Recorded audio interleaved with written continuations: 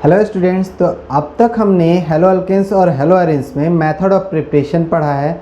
उसके बेसिस पर कुछ क्वेश्चंस आते हैं जो हम लोग अभी सॉल्व करेंगे। तो पहला क्वेश्चन मैंने लिया है कि write the structure of major product and IUPAC name in each, यानी इन सब में जो है हमारा जो मेन प्रोडक्ट बनेगा उसको लिखना है एंड उसके बाद उसका आईयूपीएसी नेमिंग करना है। तो अक्सर बच्चे क्या करते हैं, ये क्वेश्चन आता है तो इसका रिएक्शन लिख देते हैं एंड देन सोचते हैं उन्होंने कंप्लीट कर लिया। बट यहाँ पे क्वेश्चन हमारा क्या है, मेजर प्रोडक्ट लिखना है और उसका आईयूपीएसी नेमिंग लिखना है। तो आईयूपीएसी नेमिंग भी लिखना बहुत ज़रूरी है। हमारा पहला क्वेश्चन है हमारा NaI से रिएक्शन। तो NaI से रिएक्शन पे हमें क्या याद आ रहा है, फिंकलस्टीन रिएक्शन जो आयन एक्सचेंज मेथड है। तो इस दौरान हमारा प्रोडक्ट क्या बनेगा, CH3CH2CH2I। NaCl मेन प्रोडक्ट हमारा नहीं है, यहाँ पर हमारा जो प्रोडक्ट बनेगा वो ये बनेगा, इसी का आईयूपीएसी नेमिंग लिखना है। तो इसका आईयूपीएसी नेमिंग क्या हो गया, आइसोप्रोपेन। अगर प्रोपाइल आयोडाइड लिख देते हो तो भी तुम्हारा मार्क्स कट जाएगा, क्योंकि प्रोपाइल आयोडाइड एक आईयूपीएसी नेम नहीं है। नेक्स्ट क्वेश्चन में हमारा रिएक्शन है SOCl2 के साथ। तो ये रिएक्शन भी हम लोगों ने पढ़ा है कि SOCl2 से अगर हम रिएक्शन कराते हैं तो OH ग्रुप क्या में बदल जाता है, Cl में बदल जाता है। तो हमारा प्रोडक्ट क्या हो जाएगा, CH3CH2CH2Cl, और इसका नाम हो जाएगा क्लोरोप्रोपेन।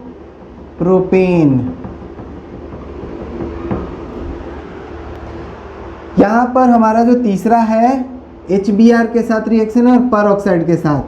तो ये कौन सा रिएक्शन हो गया, मार्कोनिकॉफ या anti Markovnikov rule.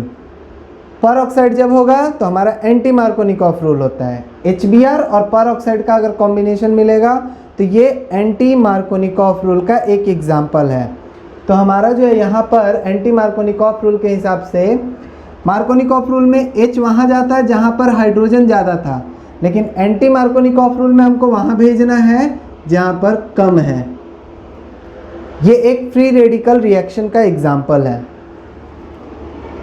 CH3CH2CH2 single bond CH2Br, ये हमारा बनेगा मेजर प्रोडक्ट और इसका नाम हो जाएगा हमारा 4 carbon butane, bromobutane, bromobutane. D अगर हम लोग देखें तो एसिटिलीन पर है। एसिटिलीन पे मेथड ऑफ प्रिपरेशन में मैंने बताया था कि एक बार रिएक्शन होगा एंड देन फर्दर रिएक्शन होगा, 2 बार 2 स्टेप में रिएक्शन होता है एसिटिलीन या अल्काइंस पे जब मैंने पढ़ाया। लेकिन यहाँ पर एक और चीज़ ध्यान देने वाला है, 1 इक्विवेलेंट। 1 इक्विवेलेंट का मतलब हो गया कि HCl एक ही बार यूज करोगे, 2 बार यूज नहीं करना है।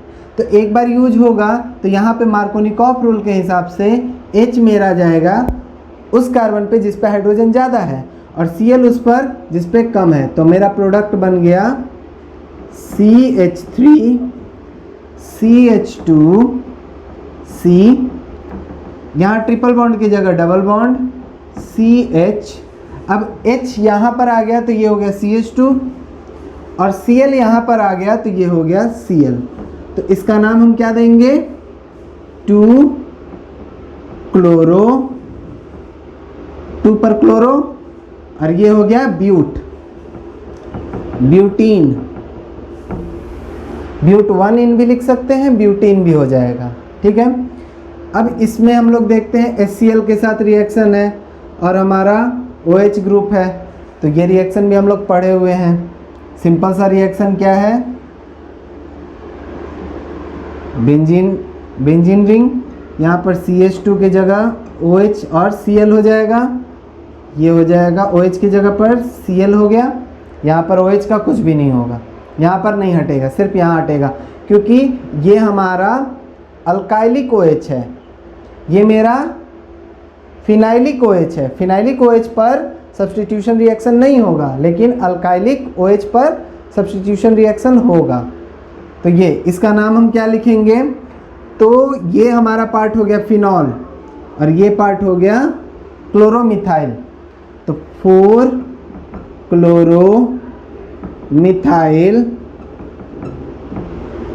फिनॉल। फिनॉल हमारा आयुपेक नेम है, इसलिए हम उसको यूज कर सकते हैं। यहाँ पर देखिए अगर, तो ये एक साइक्लिक कंपाउंड है और Br2 है, लाइट दिया हुआ है। लाइट दिया हुआ है अगर यहाँ पे कोई रिएजेंट नहीं है, यहाँ एडिशन रिएक्शन नहीं कर सकते हैं। हमेशा याद रखो कि सब्स्टिट्यूशन पहले होता है उसके बाद ही एडिशन होगा।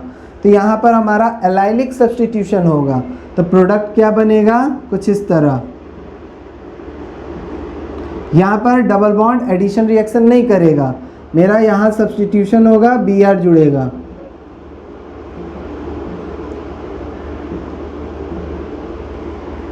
और HBr एक निकल जाएगा, तो इसका नाम क्या आएगा, डबल बॉन्ड ज़्यादा इंपॉर्टेंट, एटम उसके बाद आता है। तो 1 2 3 ब्रोमो,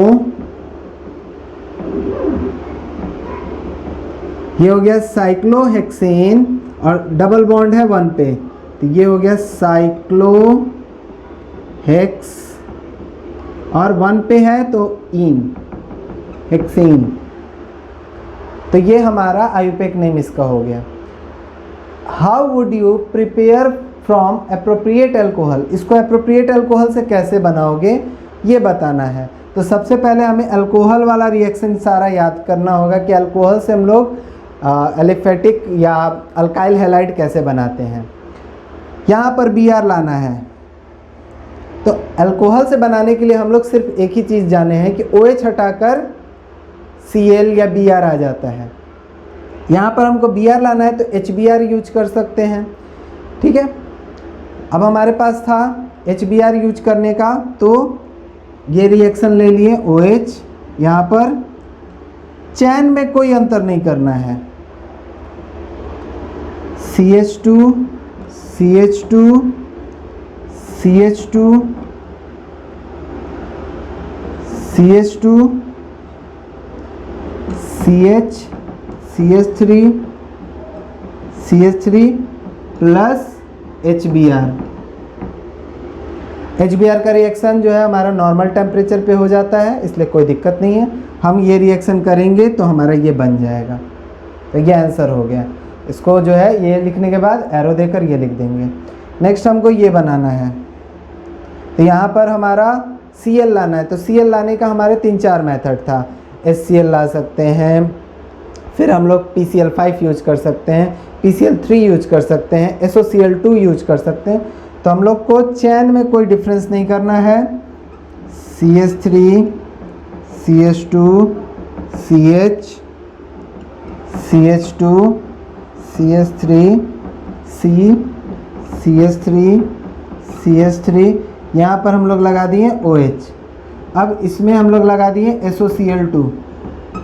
तो इस रिएक्शन को करेंगे तो मेरा ये बन जाएगा, ठीक है। तो यहाँ तक हमारा जो क्वेश्चन हमने बनाया वो मेथड ऑफ प्रिपरेशन पे था। इसके ऊपर जो है हमारा जो क्वेश्चन आएगा वो हमारा केमिकल प्रॉपर्टीज़, फिजिकल प्रॉपर्टीज़ पे है।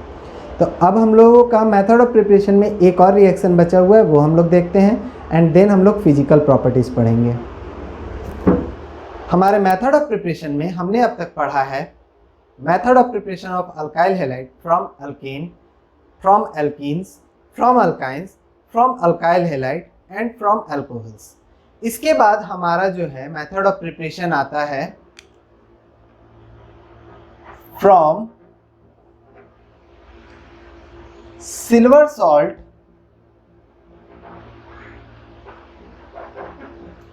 Of fatty acid.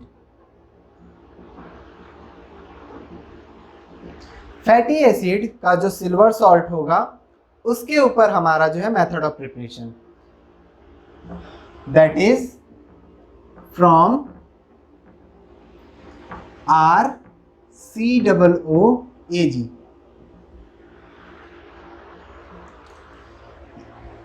जब हम लोग जो है RCOOAg का रिएक्शन Br2 से कराते हैं CCl4 के प्रेजेंस में, या कोई भी ऑर्गेनिक सॉल्वेंट हो नॉन पोलर, तो हमारा ये बन जाता है RBr plus AgBr plus CO2। अब इस रिएक्शन का क्या क्या खासियत है, ये कहाँ कहाँ यूज होगा वो देखते हैं। जब हमारा कोई भी एस्टर ग्रुप होगा या फिर कोई कार्बोक्सिलिक एसिड ग्रुप होगा, तो उससे हम लोग सिल्वर सॉल्ट बनाएंगे, Br2 ब्रोमीन वाटर से रिएक्शन कराएंगे, तो मेरा ये बन जाएगा अल्काइल हैलाइड, अल्काइल ब्रोमाइड। दूसरा, इस दौरान हमारा क्या हो रहा है, 1 कार्बन लेस, एक कार्बन घट रहा है, तो this is a type of decarboxylation reaction. तो हमारा इसमें क्या हो गया, when silver salt of fatty acid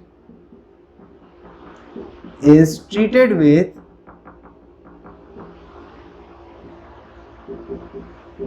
bromine water in CCl4 solution,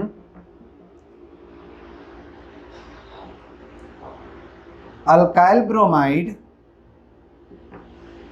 is formed, which has 1 carbon less than that of respective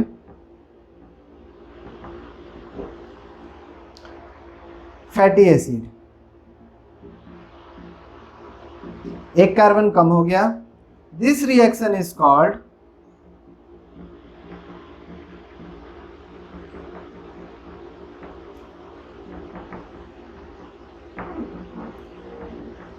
Hunsaker-Borodin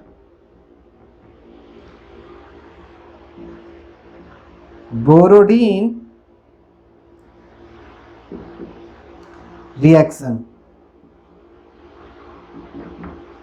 इसे हंसडिकर बोरोडिन रिएक्शन भी कहते हैं, क्योंकि इसमें ब्रोमीन यूज हुआ है और इसे हंसडिकर ने खोजा था। Example, CH3COOAg plus Br2 CCl4 CH3Br AgBr plus CO2, ये हो गया मिथाइल ब्रोमाइड। तो इस तरह हमारा जो है मेथड ऑफ प्रिपरेशन सारे अल्काइल ग्रुप का, अल्काइल हैलाइड का कंप्लीट हो गया। अब हमारा जो है नेक्स्ट टॉपिक है वो है physical properties of alkyl halide. Physical properties of alkyl halide. सारे ऑर्गेनिक पार्ट में हम लोग जितने भी कंपाउंड्स पढ़ेंगे उसका फिजिकल प्रॉपर्टीज पढ़ना है, एंड उसका एक खास पैटर्न है कि उसमें क्या क्या पढ़ना है। पहला हमें पढ़ना है उसका फिजिकल स्टेट,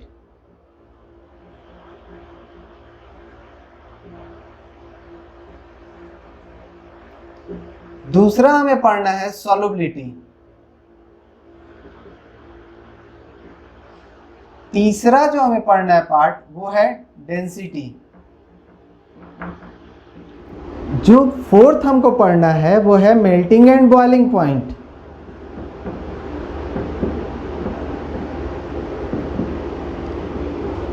और जो फिफ्थ हमें पढ़ना है वो है डाइपोल मोमेंट।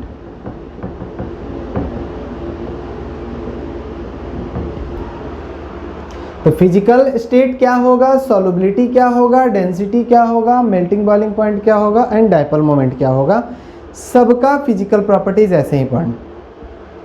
तो हमारा शुरुआत करते हैं। फिजिकल स्टेट हमारा क्या होता है, हाइड्रोकार्बन के रिस्पेक्ट में बताना है और कार्बन कैसे कैसे बढ़ रहा है उसके हिसाब से बताना है। तो हमारा इसमें आ जाता है कि lower alkyl halide like CH3Cl, CH3Br, C2H5Cl, etc. are gas, whereas higher are liquid and solid। तो जैसे जैसे अब इसमें अल्काइल पार्ट बढ़ता जाएगा वैसे वैसे उसका फिजिकल स्टेट गैस से लिक्विड, लिक्विड से सॉलिड हो जाएगा। करीब 5 कार्बन के बाद वो जो है 5 से 7 कार्बन के बाद सॉलिड स्टेट में आ जाएगा। सॉल्युबिलिटी पोलर होता है, येट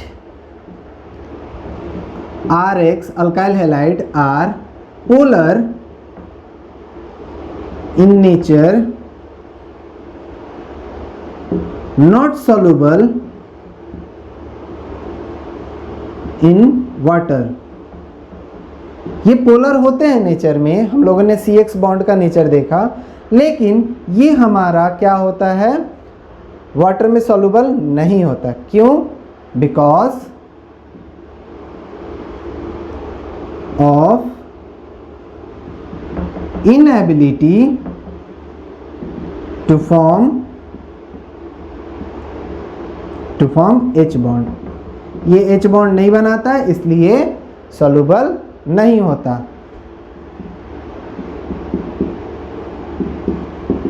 प्रैक्टिकली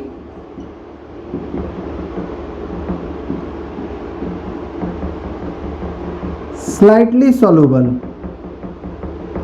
बहुत लाइट मात्रा में सॉल्युबल होता है, लेकिन इसको हम लोग इनसॉल्युबल ही बोलना है। Density,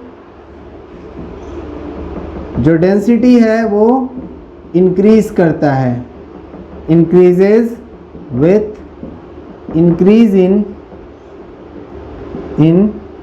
number of carbon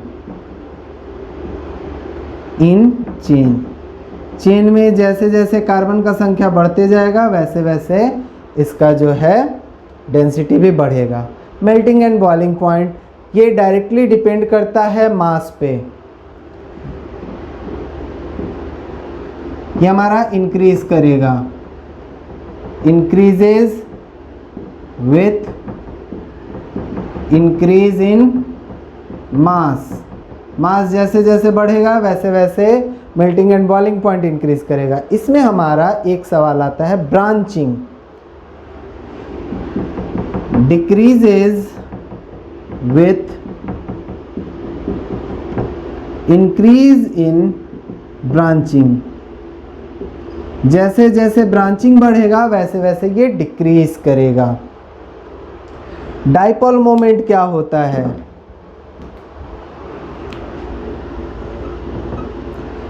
dipole moment हमारा होता है म्यू, जो बताता है चार्ज और उसके बीच जो डिस्टेंस है उसका प्रोडक्ट। तो जितना ज़्यादा चार्ज होगा, higher the electronegativity, higher will be the dipole moment.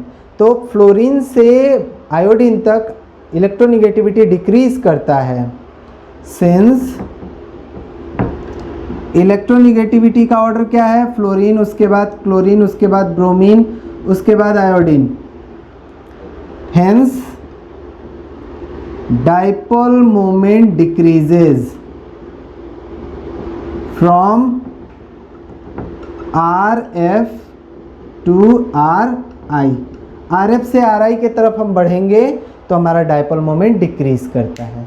तो ये हमारा फिजिकल प्रॉपर्टीज जो है, physical state, solubility, density, melting boiling point और डाइपोल मोमेंट के ऊपर बेस्ड होता है। और क्वेश्चन इसी पर आता है कि क्यों इनसॉल्युबल है जबकि वो पोलर है। तो इनसॉल्युबल इसलिए है क्योंकि वो H बॉन्ड नहीं बना सकता है। जो हमारा डायपोल मोमेंट है वो फ्लोरीन से आयोडीन तक क्यों डिक्रीज करता है, क्योंकि इलेक्ट्रोनेगेटिविटी डिक्रीज करता है। मेल्टिंग बॉइलिंग पॉइंट हमारा जो है वो ब्रांच के साथ दे देगा, तो उस पर हमको जवाब देना है कि ब्रांच बढ़ गया, इसकी वजह से मेल्टिंग बॉइलिंग पॉइंट घट गया। तो आज की क्लास में इतना ही। नेक्स्ट क्लास में हम लोग पढ़ेंगे केमिकल प्रॉपर्टीज़।